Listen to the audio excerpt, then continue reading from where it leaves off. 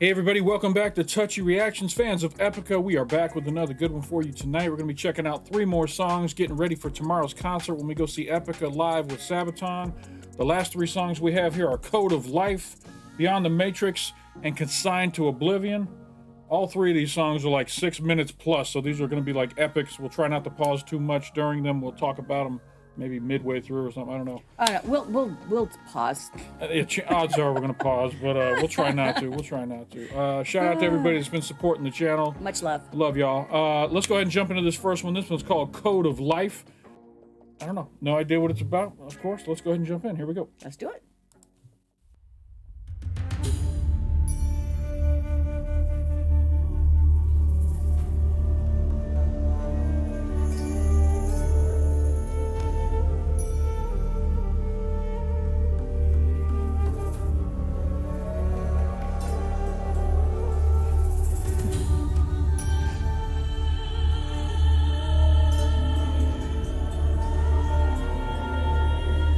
Makes me think of Egypt.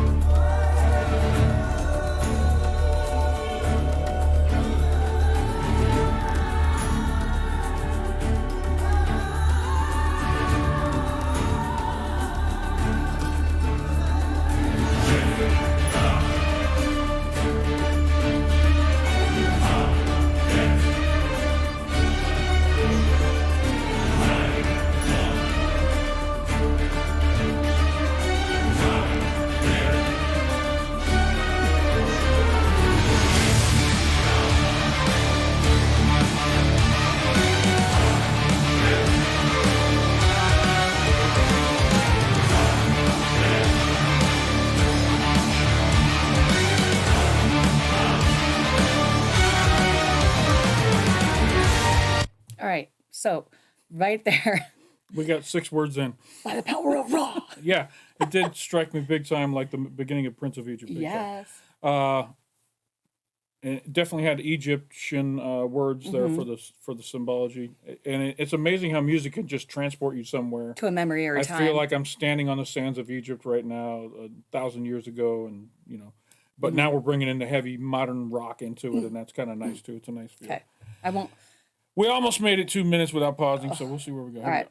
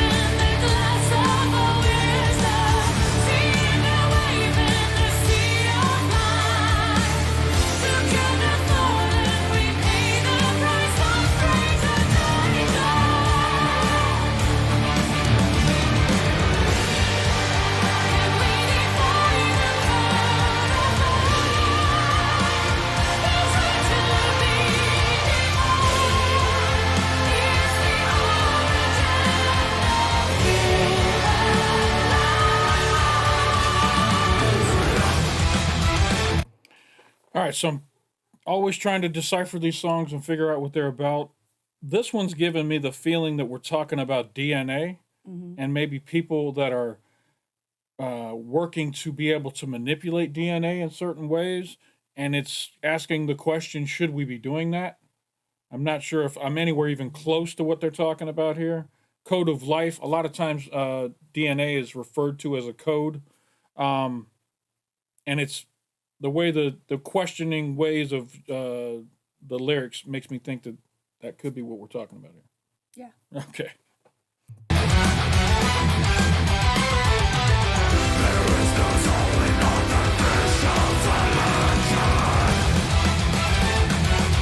Artificial selection, meaning not natural selection. Like natural selection decides whether like you're teaching in science right now, whether eyes are blue or hair is blonde, that kind of stuff.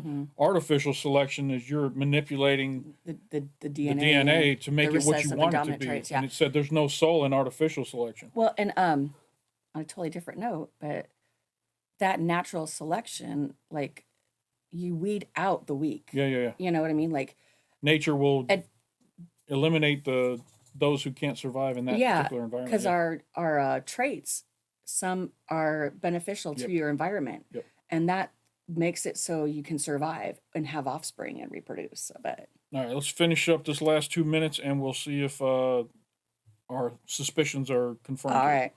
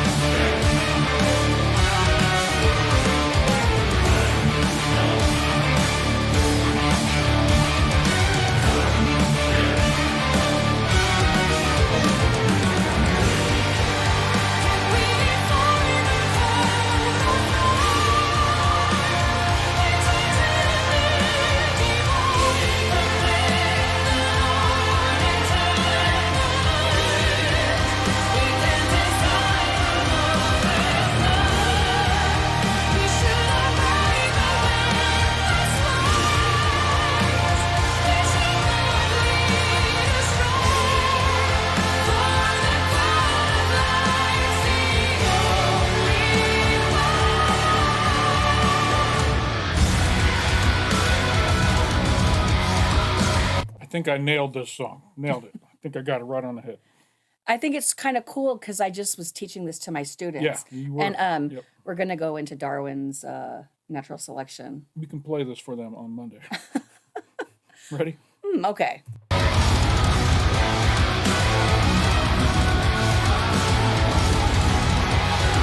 I meant Wednesday because Monday we're going to be watching Epica and Sabaton in Nashville. Yes. Here we go.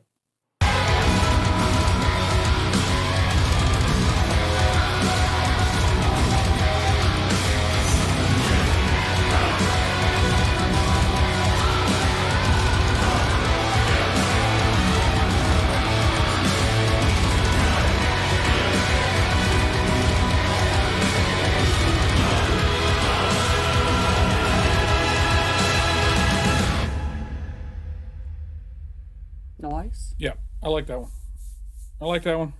It had some very heavy metal themes with the undertones of the ancient themes to it. Very cool. All right, next one is called Beyond the Matrix. Beyond the Matrix. Isn't that a name of one of the movies in the Matrix? Like the fourth one that came out? I don't know. I don't know. All right, so here we go. Ready to jump in? Yes, Shine Through the Sky. Shine Through the Sky. All right, here we go. Shine through the sky.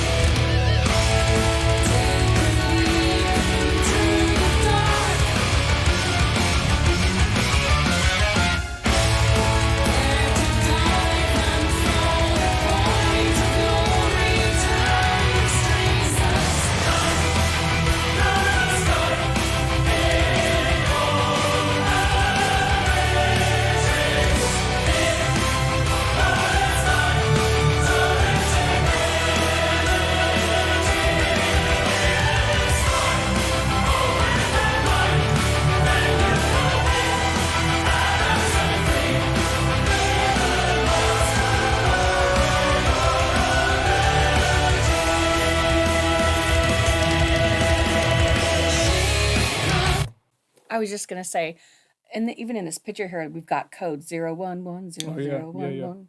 The warning. Okay. But like the code of life and stuff. Well, they're talking about the Matrix, and I can't help but obviously think of the Matrix, the movie. They also had those zeros and ones, and talked about a group of people who were living in the Matrix, unaware of everything that they saw around them was a lie, as opposed to the group of people that were free from that Matrix. So free yourself. And they freed their mind, kind of thing. This kind of is following those same kind of themes here. I didn't want to introduce it again, but this could also be an anti-religion thing. I might be stretching on this one, but Okay. so far all the words fit in such a way that those in the Matrix are those that believe, those that are freed from the Matrix are those that no longer are held by those rules, kind of thing, because they're freed from that environment full of rules. But I don't know. Let's go ahead and jump into the next verse and see where it's at here. I'll just go back 5 seconds.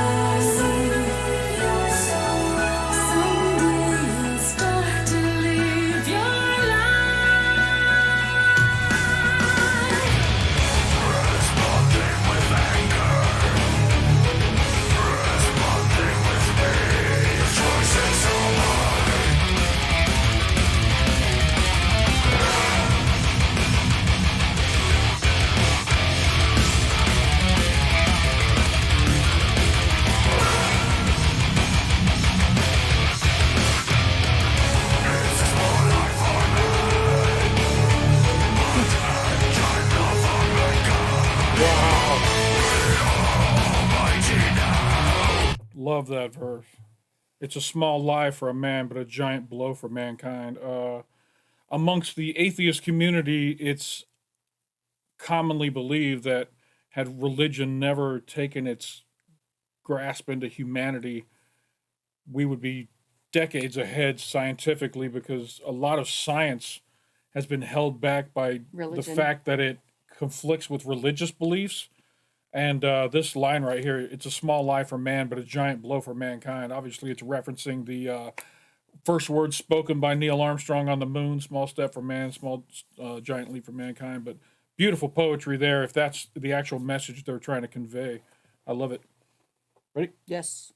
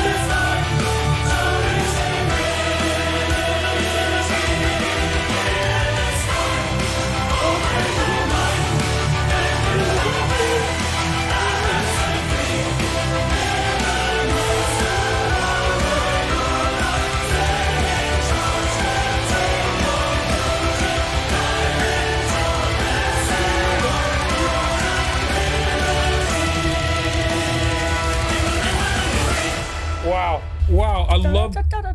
Hold on, that last line, dive into the sea of tranquility. The spot on the moon where Armstrong and Aldrin landed was in the Sea of Tranquility. And that last line actually, dive into the pure tranquility, and they reference that line from So do you think this Armstrong. may be about landing on the moon being a lie?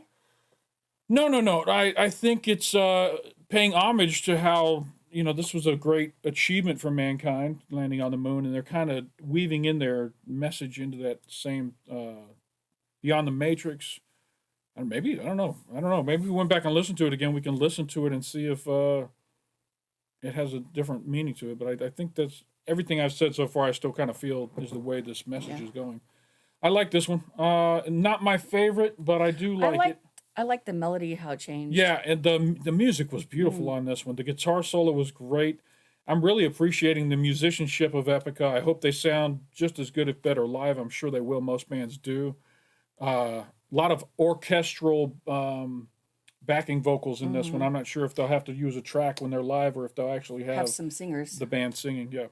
All right, so let's go ahead and jump into this last one, Consigned to Oblivion. This one is huge. It's like 9 minutes long. You're going to edit this Actually, out. almost 10 minutes long. So, yeah. Let's go ahead and jump in. You ready? Yes. Okay. All right. This is their closer for their concert, so it's got to be great, right? Yes.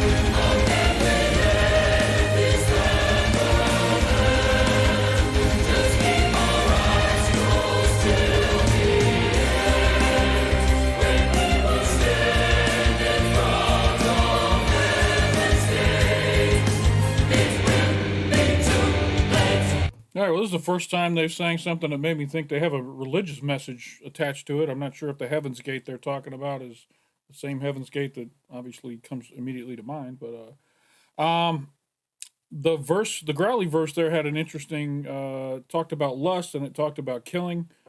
Seven sins, maybe. In the animal kingdom, really all they think about is eating and having sex and staying alive kind of thing. I wonder if that was referring back to the animal instincts at our core, where mating and killing and eating are our main drivers kind of thing. I'm not sure. Not quite sure. Hey, we did pretty good. Did we go 4 minutes without pausing? What? It's got to be a record for our channel. All right. Let's jump back into it. We still got another 5.5 minutes. Before you push play. Go ahead. I really like the orchestra part of this. Yeah. And if they have like live orchestra, like instruments. I can't see them touring with an orchestra. You can do a lot of this on keyboards, and they may have a track that they play for the actual orchestra. How cool would that be, though, to have that live? It would be cool. It would be real cool. I've seen them like at festivals. Maybe they might bring in an actual orchestra. This is like a small venue, so probably not. Yeah. Not on a touring thing. Costs too much money to pay all those singers to come with you. Mm-hmm. There you go. I've sang with an orchestra live before. Sometimes they'll like conscribe local orchestras to come help them, but you know. Yeah, I doubt we're going to see. I did the German Requiem. They're an opening act. I don't think they're going to spring for an orchestra. It's cool to sing. If you've not sang with an orchestra, it is legitly the best. Yeah, to give you like a euphoria. Oh yeah. Yeah, cool. All right, ready? Yes.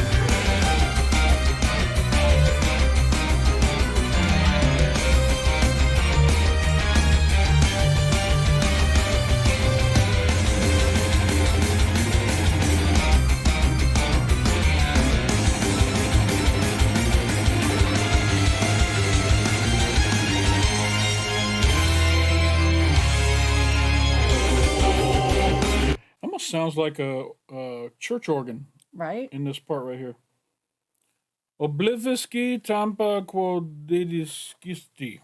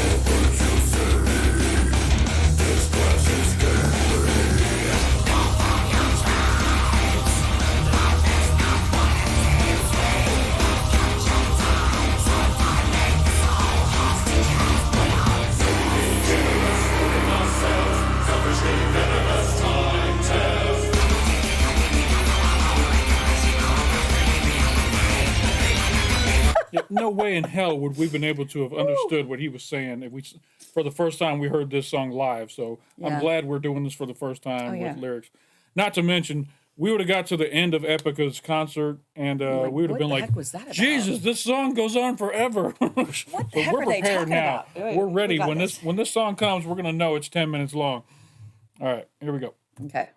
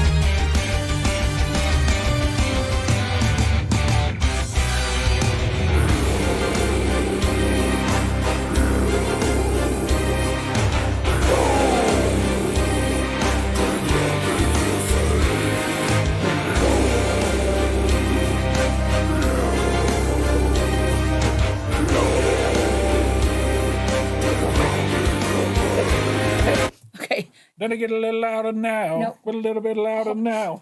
I remember going to church dances as a kid, and Rock Lobster would come on. Oh, yeah? And there, the part where he goes, down, down, down. Like, all of these church kids would just lay on the floor. Y'all let us know, at the Epica concerts, is it normal to, like, everybody get low during this part where he's saying low? Because we're totally going to do that tomorrow. We're going to be low, low, low to the ground. To the when we get to this ground. part. Yes. All right, That's ready? awesome. Yes. Hey, we got like 45 seconds, ready? Woo!